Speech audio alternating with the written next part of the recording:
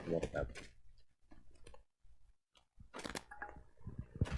Bismillahirrahmanirrahim. Alhamdulillah rabbil alamin wassalatu wassalamu ala asyrofil mursalin sayyidina wa lana Muhammadin wa ala alihi wa sahbihi asmin amma ba'du.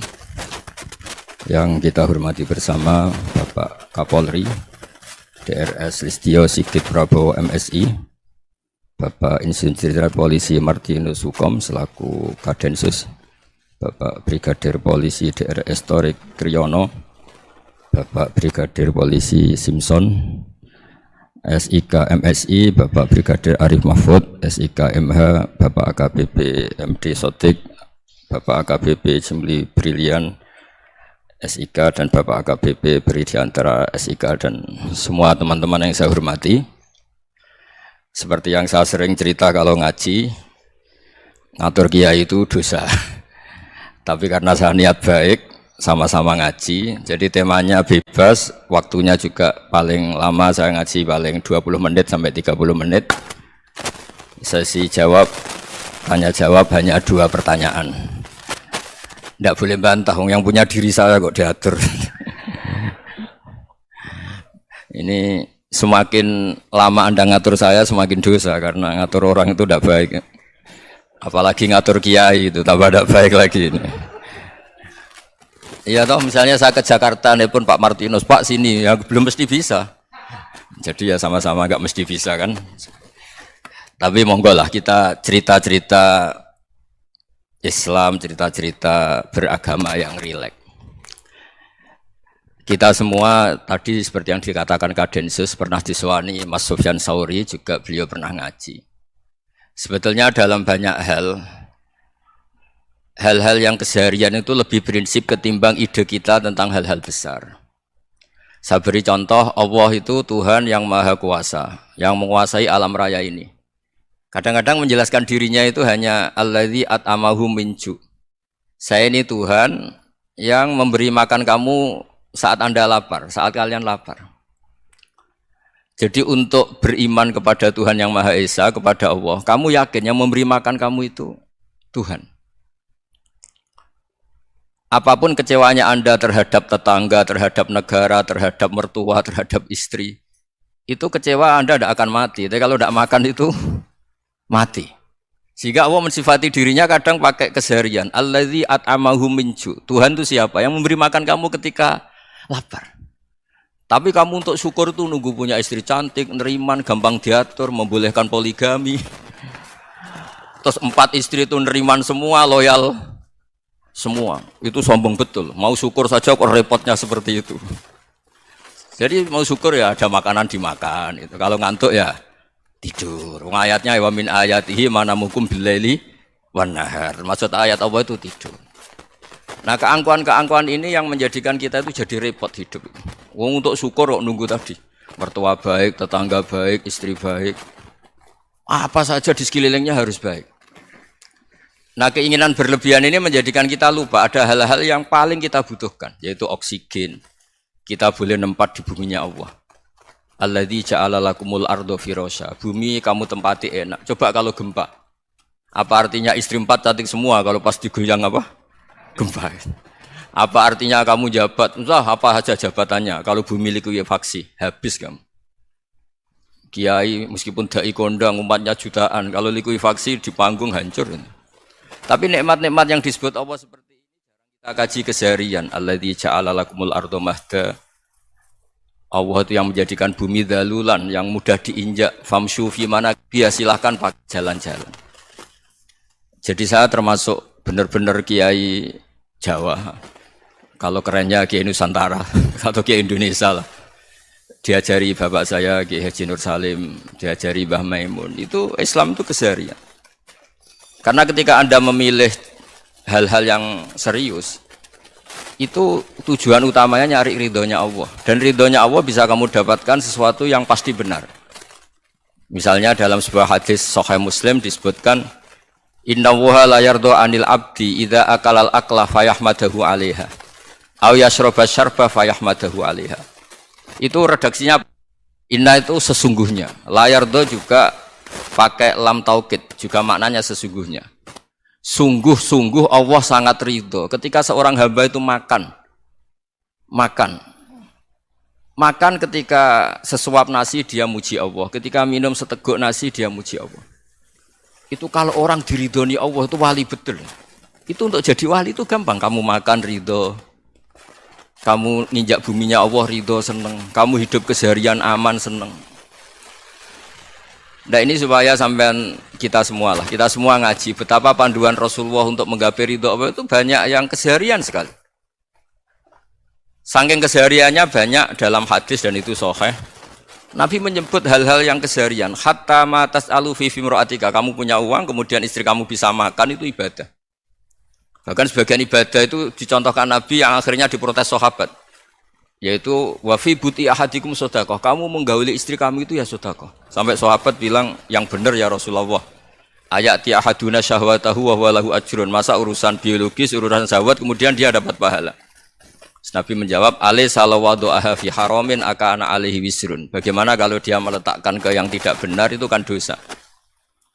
Nah, hal-hal seperti ini yang saya ingin teman-teman semua lah, semua. Saya juga agak ingin ngaji demi Anda juga agak ingin. Itu dosa sekali ngaji kok pesanan kelompok tertentu itu enggak boleh. Islam itu untuk semua. Jadi ya cuma karena di depan saya jenengan ya seakan-akan jenengan korbannya. Itu ada ilmunya dalam usul fikih itu. Jadi orang itu harus ngaji usul fikih.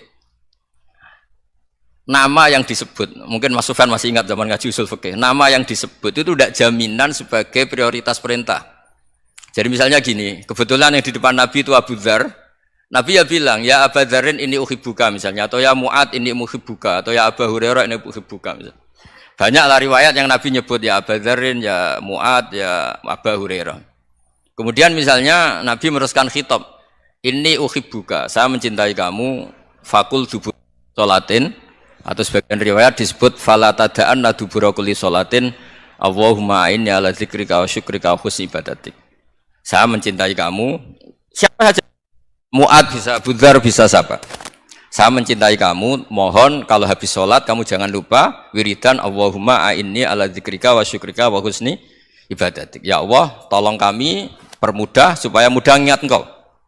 Anda tidak bisa mentang-mentang, wong nama saya Parmin, nama saya Purnomo, itu yang diperintahkan Mu'ad misalnya. Jadi yang disebut satu, tapi khitab itu untuk siapa saja. Saya teruskan ya. Jadi saya mohon semua kita melakukan kebaikan itu kalau dalam kaidah fikih disebut al yakin la yuzalu bisyak. Banyak kebaikan yang kebenarannya itu 100%. Tidak punya efek samping ke pihak lain, ke kelompok lain, ke komunitas lain. Yaitu tadi misalnya Anda makan dan itu murah sekali, hanya butuh satu piring. Setiap kunyahan kamu muji Allah, setiap minum kamu muji Allah. Itu redaksinya Rasulullah SAW disebut Allah sangat ridho ketika seorang hamba makan, kemudian dia memuji Allah. Atau minum, kemudian dia muji Allah. Logikanya gampang, negara seperti ini yang kamu harapkan bentuknya kayak apa, mertua, ipar, komunitas, tetangga. Itu nyata terjadi itu kan belum pasti. Sementara yang mesti terjadi adalah kamu butuh makan, kalau tidak mati. Butuh minum, kalau tidak mati. Butuh bumi yang nyaman ditempati, kalau tidak kita juga mati. Sebab itu Allah kalau menyebut nikmatnya itu hal-hal yang keseharian. Alladzi at'amahum min ju'. Allah itu siapa? Allah itu yang menciptakan kamu bisa makan. Tidak berlebihan, Allah itu yang menciptakan kondisi sosial itu ideal. Zaman Nabi itu ya ada orang munafik. Orang-orang pilihan Allah itu juga diuji orang sekelilingnya yang macam-macam. Semua diuji sesuai konteks zaman dan waktu. Nah, tapi ada ibadah-ibadah yang selalu disarankan Nabi. Sampai Nabi itu pernah ditanya, ayul Islam ya khairun ya Rasulullah, Islam terbaik itu gimana? Jawaban Nabi itu unik. It'amu to'am. Islam terbaik itu ya makan-makan, santai-santai. Ketika Allah menyebut beberapa kebaikan, falak tahamal aqobah wa ma adrokan apa? Mal aqobah. Terusannya apa? Fakku raqobah. Terusannya apa? Au it'amun fi yaumin di masghubah. Ya, atau acara makan-makan itu juga Islam. Kenapa? Ya bayangkan kalau tidak ada makanan, kita mati kan? Kondisi sosial tidak ideal itu Anda masih gak apa-apa. Tapi kalau Anda tidak makan, Anda tidak minum, kamu punya istri cerewet masih bisa hidup, punya mertua cerewet masih bisa hidup. Tapi kalau tidak makan bisa mati. Berarti penting mana istri sama makan? Penting mana? Makan. Semoga istri Anda dengar, nanti kamu disuruh makan tapi pulang deh. Itu kalau dibahasakan makan masih memahami. Penting mana nasi satu piring dengan istri. Enggak ada nasi mati, enggak ada istri belum mati. Penting mana? Enggak berani jawab kan? Nah, ternyata Anda ada garang kan di depan istri. Jadi saya mohonlah, mungkin Mas Sufyan Sauri tadi yang bisa bantu lah. Teman-teman tuh ngaji yang keseharian saja. Karena kita nyari ridho Allah itu berdasar firman Allah. Dan firman Allah itu menyebut keseharian tuh riang, gampang. Yaitu tadi misalnya wa min ayatihi manamukum billaili wan nahar. Termasuk ayat-ayat Allah itu kamu tidur. Maka dulu itu ada guyonan, ada tokoh Mu'tazilah, kelompok dalam Islam yang berpikir manusia itu bisa menentukan ikhtiarnya sendiri. Karena saya bisa duduk, ingin berdiri, berdiri. Karena kelompok ini enggak terima kalau semua kehendak Allah, nanti bagaimana kalau semua kehendak Allah kok ada hisab ya, ada sanksi. Lucunya itu dia akhirnya ini cerita ya, mencintai seorang perempuan cantik sekali. Dan itu dia menjadi ahli sunnah itu oleh hal-hal yang sepele. Karena istrinya cantik, ya namanya suami istri itu hubungan intim. Terus ditanya, Mas, masih ingin lagi? Masih. Silahkan diulang lagi. Wah ya tidak bisa. Katanya manusia bisa menentukan yang diinginkan.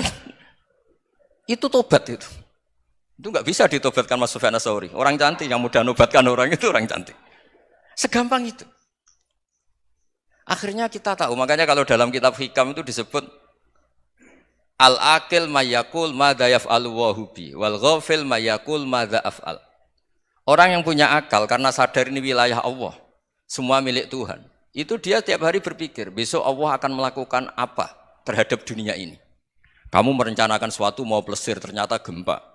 Mau wisata ke Rusia, ternyata perang. Kamu tidak pernah tahu apa yang akan terjadi besok. Wa ma tadri nafsum madza taksibu ghadan.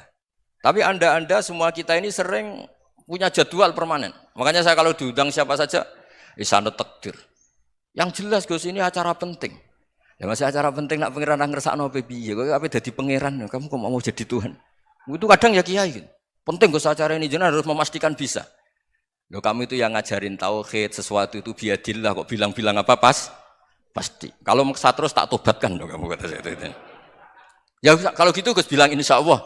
Wah itu hati saya, fisik saya, roh saya sudah bilang insya Allah. Tidak usah kamu latih kata saya. Nah hal-hal tauhid keseharian itu gampang sebetulnya. Wal ghafil yaqulu madza af'al. Tapi orang yang lupa Allah dia setiap hari bilang besok apa? Kita bisa melakukan apa? Seakan-akan dia itu aktor, dia penting, dia subjek permanen, dia. Padahal kita ini hanya objek kehendak Allah Subhanahu wa taala. Karena kita yakin sesuatu yang terjadi di alam raya ini kita tidak bisa apa-apa. Makanya saya sering ngaji, sering bilang saya. Ketika Anda mensifati Allah, Dia yang menghidupkan. Sudah itu tanamkan, sehingga ketika kita mati, santai saja. Kenapa santai? Allah punya cara menghidupkan kita. Zaman kita hidup juga gak tahu caranya ngelola jantung, ngelola paru-paru. Kamu juga gak tahu ngelola oksigen yang tidak beracun, tidak mengandung polusi. Tahu-tahu hidup. Gak ingin tua ya tahu-tahu tua, gak ingin mati tahu-tahu mati. Selama ini kita hidup juga gak tahu apa sebetulnya. Hanya gaya tok, punya jadwal, punya planning. Kalau kamu bisa menentukan pilihan Anda, pasti Anda istrinya cantik, 4 neriman semua, kona'ah semua. Nyatanya enggak kan? Ada 1 jelek, cerewet. Wah itu kan, nyatanya enggak bisa apa-apa Anda kan? Dan kamu bawa mati lagi. Nah, itu kan, istri Anda juga gitu, punya keinginan, punya suami yang ganteng, yang jabat, yang neriman, yang enggak poligami. Ya enggak kesampaian juga. Kalau kita ngitung tingkat kegagalan kita itu gagal terus. Ya kan? Nah, terus ingat Allah, madza yaf'alu wa bi. Orang yang punya akal selalu berpikir Allah itu menghendaki apa terhadap saya. Loh sama-sama orang itu. Ngelihat orang yang serius, itu kata Anda itu pemikir berat, serius. Senang punya tokoh yang merengut karena kamu anggap serius. Tapi sebagian orang anggap orang yang serius itu wong merengut, wong masam, wong muka kok ditekuk. Jadi sama Itu hati, ya muqallibal qulub tsabbit qalbi ala dinik. Karena kita nggak tahu cara berpikir kita tentang orang lain, tentang sekeliling kita. Misalnya kita orang baik yang jenis ngrumat fakir miskin. Ada orang bangun masjid mewah itu janggal. Apa artinya masjid mewah kalau banyak orang kelaparan? Tapi kalau yang jenis pendidikan apa artinya masjid mewah kalau tidak bisa ngaji? Nanti yang jenis infrastruktur apa artinya ini kalau semuanya punya sudut pandang yang berbeda-beda. Dan Islam mengapresiasi semua kebaikan. Tapi katakan semua kebaikan itu adalah kehendak Allah Subhanahu wa taala. Karena apapun baik Anda itu pakai fasilitas yang diberikan oleh Allah Subhanahu wa taala. Sehingga ini yang disebut qulillah tsumma darhum fi khawdihim yal'abun. Ya kembali tadi ke tema-tema bahwa keseharian Anda ini sudah Islami. Saat Anda tidak bisa melakukan apa saja. Saya sering ada jenazah, biasanya kalau tetangga meninggal saya sering disuruh ngelepas. Saya bilang orang ini baik, karena sering ngelamun di rumah, sering nganggur di rumah. Ditanya sama anaknya, kenapa Gus nganggur baik? Ya kalau dia nganggur artinya juga enggak berbuat sesuatu yang maksiat kan? Ya kan, orang nganggur di rumahnya ya tidak bunuh orang, tidak maling, tidak korupsi, ya namanya nganggur di rumah. Lah cuma istri cara pandang nganggur enggak menghasilkan uang gitu. Tapi juga enggak menghasilkan kriminal kan? Jadi sebenarnya Islam itu makanya kalau sampai ngaji usul fikih itu ada kitab usul fikih namanya Lubul Usul, itu terkenal sekali di pesantren itu. Itu kalau ngapresiasi keseharian itu luar biasa. Izma min mubahin illa wa yatahaqqaqu bihi tarku haramimma. Karena keseharian yang mubah saat Anda lakukan itu ada kehebatan yang luar biasa, yaitu meninggalkan haram. Makanya dulu banyak orang-orang alim ketemu temannya itu guyon sampai semalaman.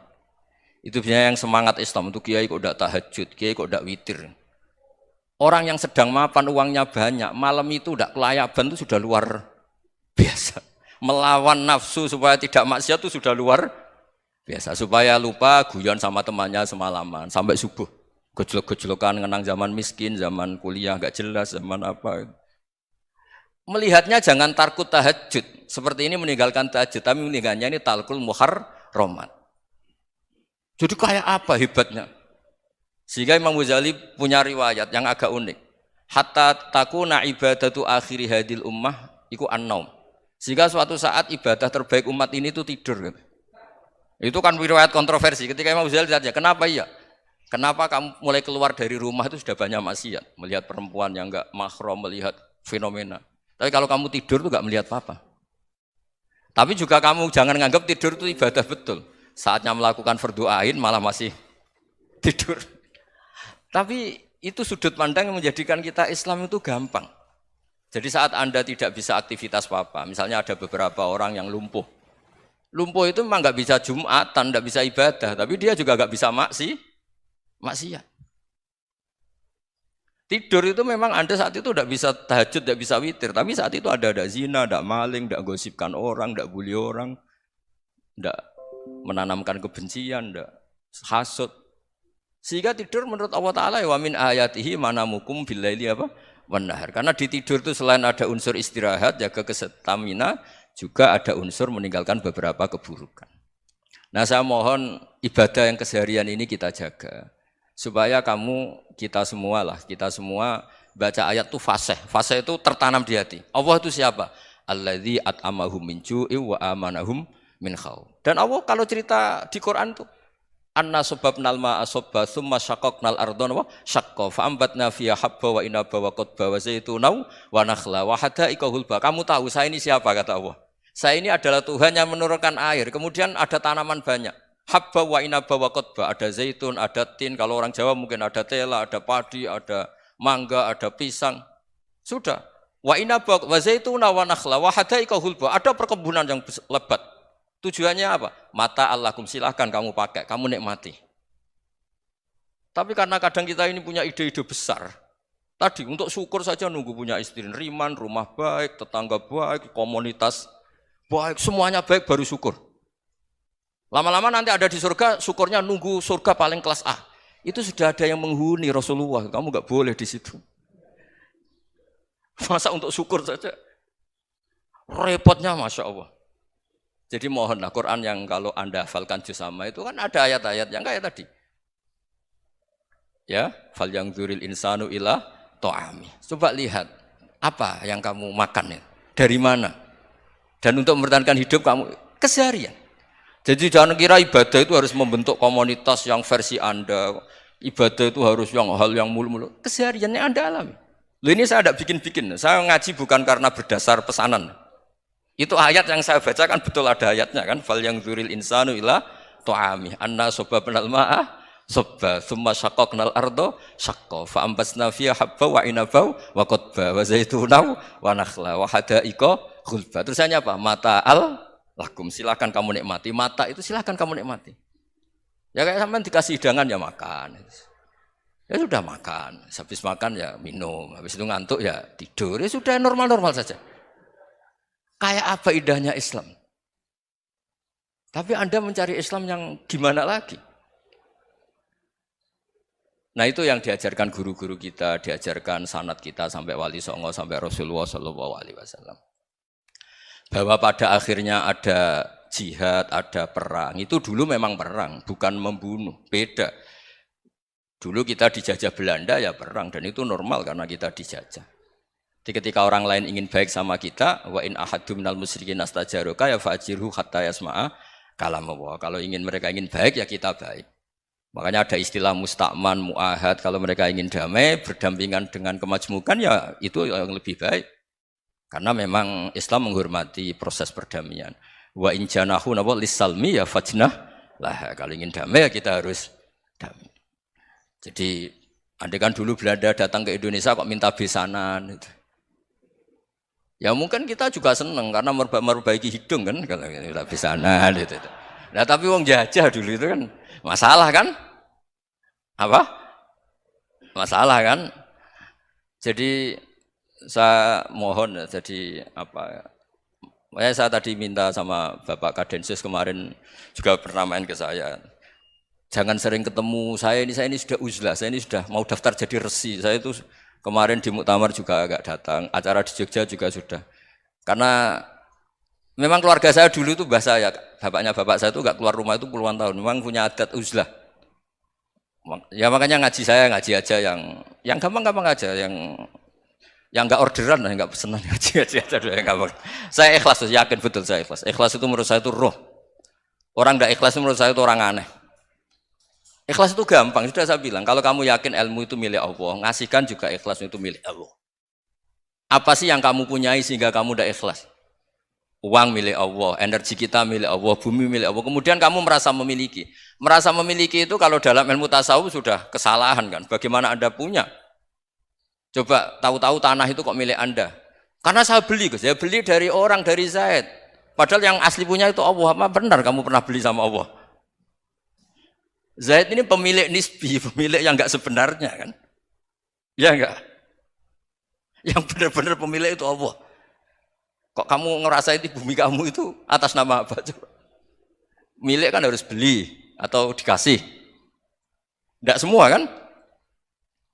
Nah, makanya terus famshu fi manakibiha, dan Allah menyebutnya, sudah saya ini yang menciptakan bumi. Waladzi ja'ala lakumul arda dalulan. Dan Allah menyebutnya sederhana, famshu fi manakibiha, silakan jalan-jalan. Terusannya apa? Wakulu mirizki, silahkan makan-makan. Jadi Islam itu ya makanya kiai-kiai itu ada acara makan, sampai ada guyonan fikuli makanin makan di setiap tempat ya makan. Nggih ngoten guys, pokoknya sing gampang-gampang mawon nggih.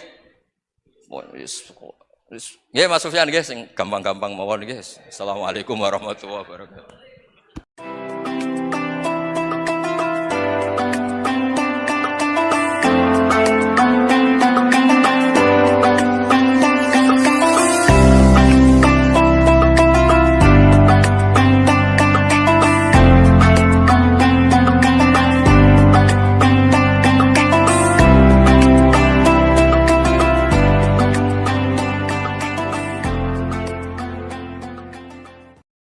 Assalamualaikum warahmatullahi wabarakatuh.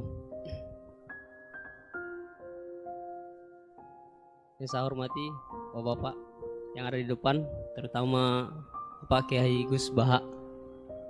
Perkenalkan, nama saya Imran, asal dari Poso, Sulawesi Tengah.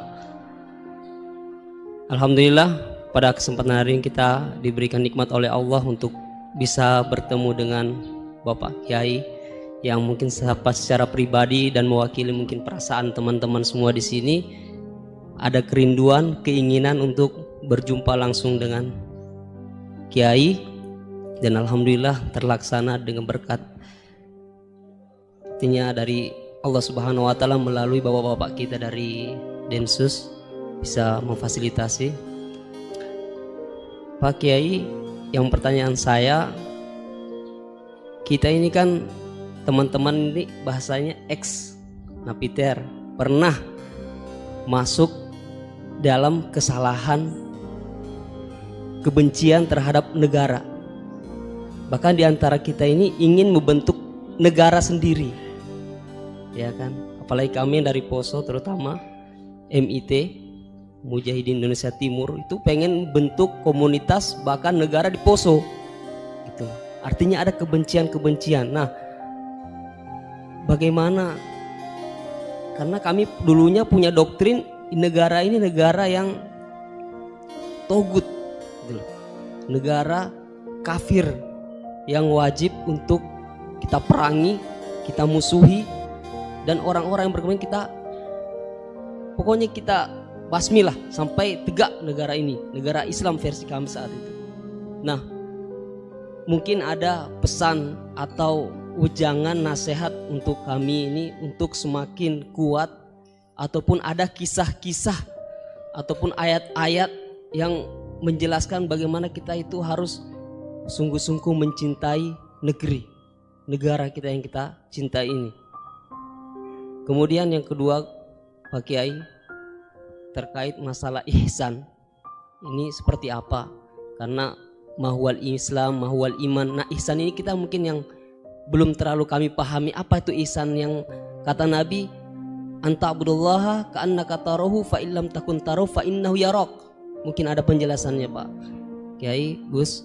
Mungkin hanya ini yang dapat saya sampaikan. Warahmatullahi wabarakatuh. Nama saya Wildan dari Malang.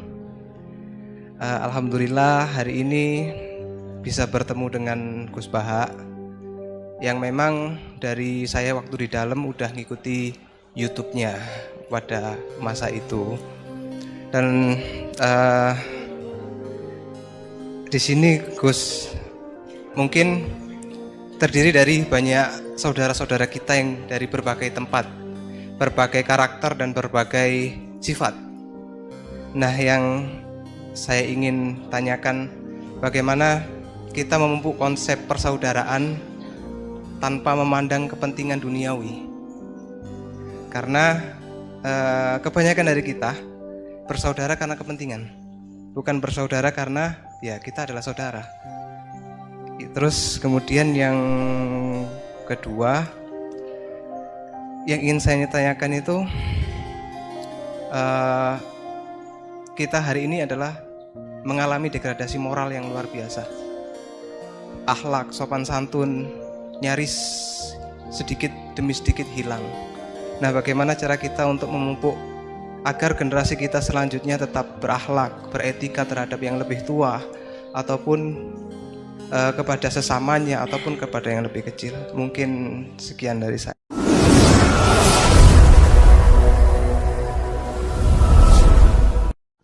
Pernah ngaji. Mas Ilham pernah ngaji. Tadi apa? Al-ihsan anta budawaha ka'annaka. Coba diulang lagi. Al-ihsan anta abdullaha ka'annaka tarahu fa illam takun tarahu fa innahu yaraka. Oh ya, bagus, masih bisa dibenarkan. Ya, bagus, masih ingat. Namanya siapa tadi? Imran. Ya. Memang orang sana kalau baca Imran apa Imron gitu. Dari sana Bugis Imran, jadi orang sana nggak pakai ro. Kalau orang ro, jadi pakai ra. Kalau ainnya? Ain pakai ain. Berarti apa? Imron gitu. Ya kalau sana tulisan KTP Imran. Apa bacanya orang-orang Sulawesi? Apa? Imran. Bismillahirrahmanirrahim. Ya, yang rileks saja ya. Saya pernah ketemu orang yang pakaiannya itu ndak, mungkin kalau orang syariat bilang ndak syar'i lah. Pakai pakaian yang tidak syar'i. Tapi dia muslimah, dia ke masjid. Saya ditanya sama seseorang, Gus kok sama orang gitu mau bertemu gitu. Karena terus saya bilang, kenapa? Dia pakaiannya ada Islami gitu. Oke, dia tidak pakaian Islami itu nyata, tapi dia ke masjid itu Islami, tetap sholat itu Islami. Ketika dia ingin sholat dan tetap sholatnya pakai takbir, pakai rukuk, pakai sujud itu Islami. Wong setelah di masjid ya pakai mukena, pakai. Kalau sama-sama nyata, Anda kan boleh ngingat sama-sama yang fakta. Gitu. Dia punya kesalahan dalam berpakaian, dia punya kebenaran dalam sujud, dalam rukuk, dalam ibadah. Dan itu tradisi Quran. Quran ya cerita fama ya'mal mithqala dzarratin khairan yarah wa may ya'mal mithqala dzarratin syarran yarah. Apa susahnya sih ingat dua-dua sisi itu? Sama bernegara atau bertetangga. Kita bayangkan jangan bernegara dulu, terlalu luas, bertetangga saja ukuran. Karena nanti sama, bernegara sama bertetangga itu hadisnya sama. Kita di kampung itu ya ada masjid dan orang-orang yang enggak sholat juga nyumbang masjid.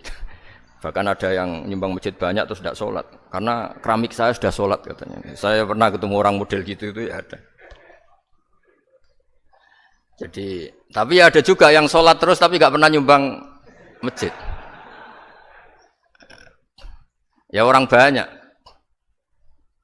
Intinya itu Allah itu punya tradisi, punya sunnatullah. Kebaikan ya dihitung, kejelekan juga dihitung. Dulu ketika Rasulullah SAW hidup bersama komunitas yang majmu', itu sebetulnya permintaannya Nabi jangan halangi kami saat mau beribadah. Dulu sampai perang karena mereka menghalangi. Sebenarnya problem mereka wa yasudduna an sabilillah, menghalangi. Sebenarnya kalau dulu saling toleransi ya enggak ada masalah. Artinya ketika Anda ingin sholat di Indonesia agak dihalangi, ingin pengajian enggak dihalangi, sebenarnya ini enggak ada masalah. Ya, soal ada kebaikan, ada keburukan ya mulai Nabi Adam sampai sekarang sampai kiamat.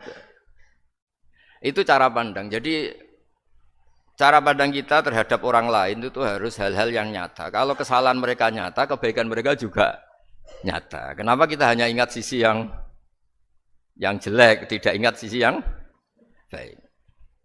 Saya sering cerita ke santri-santri saya, setiap saya pengajian diundang orang di mana-mana itu saya mesti istighfar. Karena nggak ada pilihan. Saat saya datang ke pengajian di Sulawesi misalnya, saya tinggal ngaji di sini. Saat saya ngaji di sini, ninggal undangan yang di sana. Hidup itu tidak banyak pilihan, meninggalkan kebaikan, melakukan kebaikan. Artinya gini, dalam kebaikan saja ada kebaikan yang ditinggalkan. Apalagi dalam kejelekan. Makanya di sini ada pepatah terkenal dalam ilmu tasawuf itu. Wastighfaruna yahtaju ilal istighfar. Saat Anda baik saja butuh istighfar. Bapak saya kalau guyon gini, Mas Sofyan. Ada imam istiqomah jadi imam masjid sampai tua sampai batuk-batuk. Itu bagus istiqomah. Tapi itu masalah kata bapak. Akhirnya enggak kaderisasi katanya. Itu istiqomah apa enggak mau diganti orang lain katanya. Ada kiai dai di mana-mana. Itu mesti orang muji, oh itu dai di mana-mana. Laris enggak pernah di rumah. Pondoknya pasti bubar itu karena ditinggal. Jadi kebaikan seperti ada orang sering sowan kiai.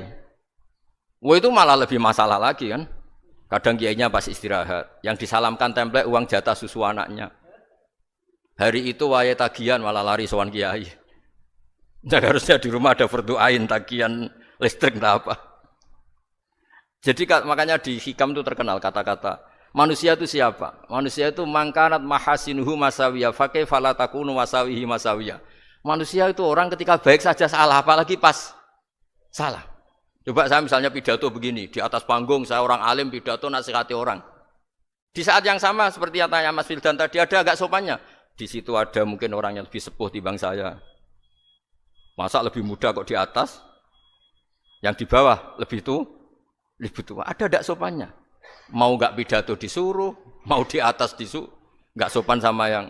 Tapi misalnya yang paling sepuh pidato enggak pernah ngaji kok pidato terus gimana? Artinya ketika kita baik saja ada salahnya, apalagi pas salah.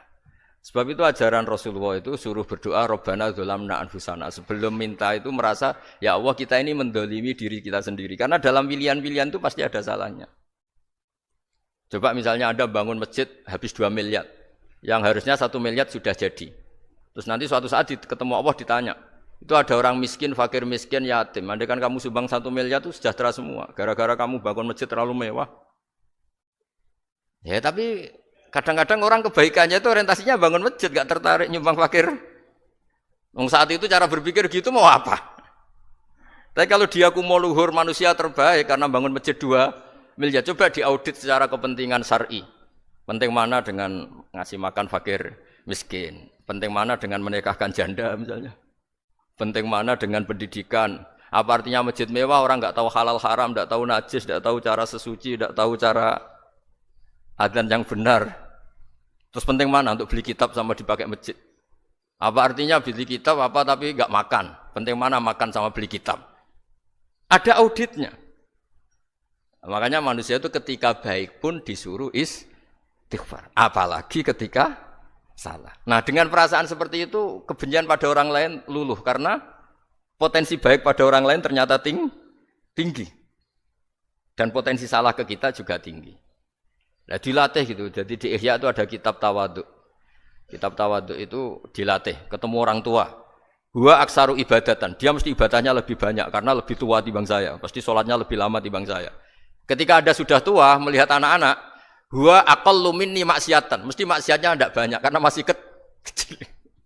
Terus ketika melihat orang fasik maksiat, la'alla wa yatubu alaih fa inna wa tawwabur rahim. Mungkin Allah memberi tobat, bisa saja. Umar itu ingin bunuh Nabi, tapi Allah memberi tobat. Yang sowan kiai saja tidak mesti dapat tobat. Umar ingin bunuh Nabi, tapi Allah memberi tobat. Akhirnya ya tobat jadi Islam yang baik.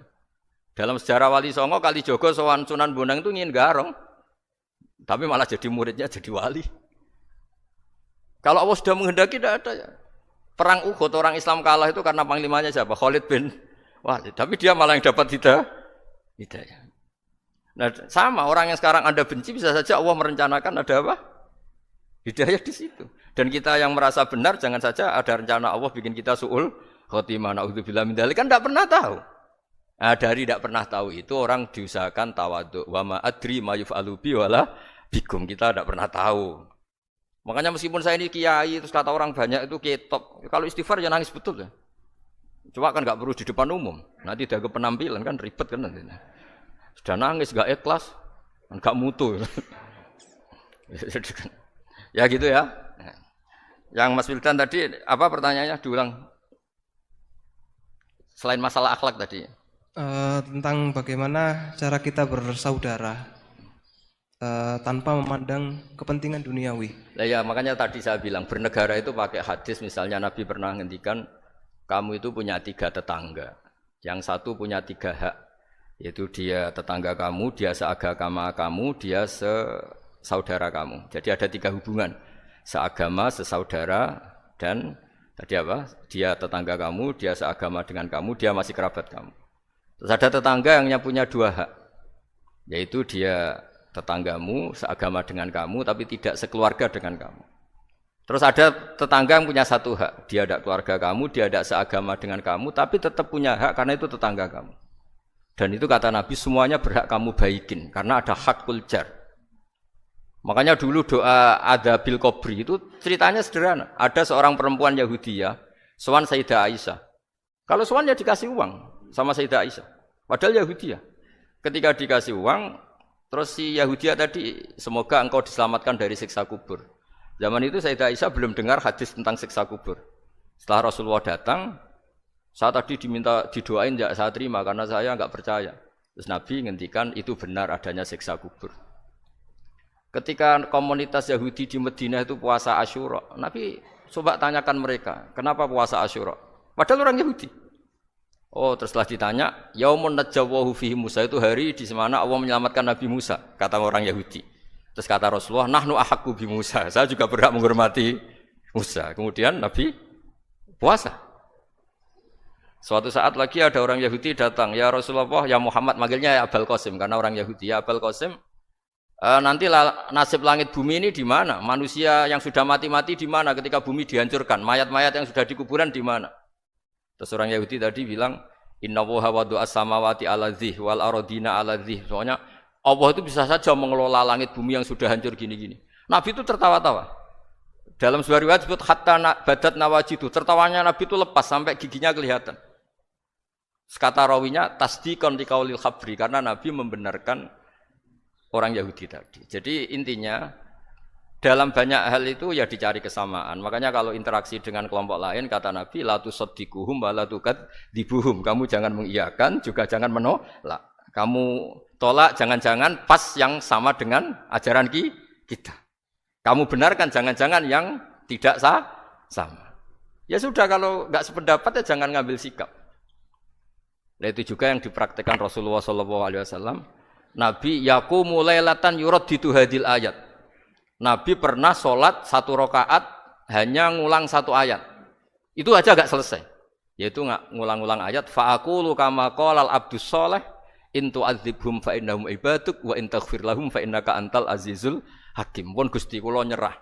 Semua ini hamba jenengan monggo jenengan napakno sing duwe jenengan. Intinya itu ini wilayah jenengan ndak wilayah saya. Nah kadang-kadang kita sebagai manusia itu jumawa seakan-akan itu wilayah kita. Kita nyiksa terserah kita, mengampuni ya terserah kita. Padahal tidak milik kita. Dunia ini milik Allah Subhanahu wa taala. Makanya yang terakhir saya ijazah bapak. Bapak saya itu orang hafal Quran, alim tapi lucu, senengannya guyon. Kalau ngajarkan saya tauhid, tasawuf itu gampang. Hak kamu punya tetangga, punya Innova. Terus kamu berpikir, kamu miskin berpikir. Itu pajaknya aja berapa? Kalau apa itu bannya sudah halus itu gentinya kayak apa, kalau rusak kayak apa. Terus kata bapak, orang melok duwe kok mikir, ndak ikut punya kok mikir. Terus coba kamu nggak ikut punya Alphard, terus saya mikir, wah itu pajaknya berapa Pak Martinus bisa dipakai beli motor kan, pajaknya apa? Alphard ini. Oh nggak ikut punya kok. Nah, dunia itu rawekmu, mbok pikir lah apa ono sing duwe. Maksudnya itu, dunia itu milik Allah, apa kamu pikir itu milik yang punya gitu. Nah itu yang dimaksud dalam ilmu tasawuf da'it tadbir fama qoma bi ghairuk la tuqim bihi nafsak. Sudah kamu tidak usah ikut campur. Itu wilayahnya Allah gitu karena wong enggak ikut punya kok ikut mikir. Anda benci orang, benci sekali karena dia tauhid misalnya. Jangan-jangan Allah punya rencana memberi hidayah dia. Atau Allah punya rencana dari dia keluar orang-orang Islam yang soleh. Makanya ketika malakul jibal, ya Rasulullah saya disuruh Allah terserah engkau. In syi'ta an udbiko alaihim al-akhshaban. Kalau engkau mau orang-orang yang mendustakan kamu saya hancurkan. Apa jawabannya Nabi? La, jangan. Bal arju ayyukhrijawah min aslabihim ma ya'budu wa la yusyriku bihi syai'an. Itu di Bukhari. Enggak, bisa saja sekarang dia kafir, anak turunnya jadi Islam. Dan betul. Abu Jahal punya anak Ikrimah, Abu Lahab punya anak Darro. Walid itu musuh besarnya Nabi, punya anak Khalid. Ya sudahlah kita selalu berharap bahwa ini wilayahnya Allah. Sudah kita berharap. Agama ini bagi yang selalu punya harapan. Limangkan yarjuwoha. Orang yang selalu punya harapan. Kita berharap tambah hari tambah baik, tambah damai, tambah kondusif, tambah segalanya baik. Dan saya seperti ini juga ingin ikhlas dan akan selalu ikhlas. Ya saya sering bilang kalau pejabat mau sini itu sering tak ngel-ngel. Saya ini sudah ingin Indonesia itu baik itu tanpa diminta. Kalau diminta itu malah seakan-akan saya belum melakukan. Ini kan. Sudah saya lakukan kok baru minta. Karena ini wilayah kita semua, artinya ingin baik itu keinginan kita semua. Status kita. Kata Sayyid Zabidi dalam kitab Ithaf, keinginan baik itu syakhsiyatuk wa haqiqatuk. Itu kamu sekali. Manusia itu kan kata Allah Ta'ala, saya pertama menciptakan manusia itu khunafa, orang yang berkeinginan baik. Baru digoda setan terus macam-macam. Jadi keinginan baik itu haqiqatuk wa syakhsiyatuk. Itu kamu sekali. Ingin baik itu kamu sekali. Itu status kamu katanya. Makanya orang preman kayak apa, mabuk kayak apa, ada orang kecelakaan, pikiran pertama itu nolong. Itu yang normal. Soal ada kasus, pikiran pertama ngambil HP-nya itu 0,0%. Jadi pikiran pertama mesti nolong itu. Karena itu syakhsiyatuk wa haqiqatuk. Nggih ngoten mugi-mugi barokah sedanten.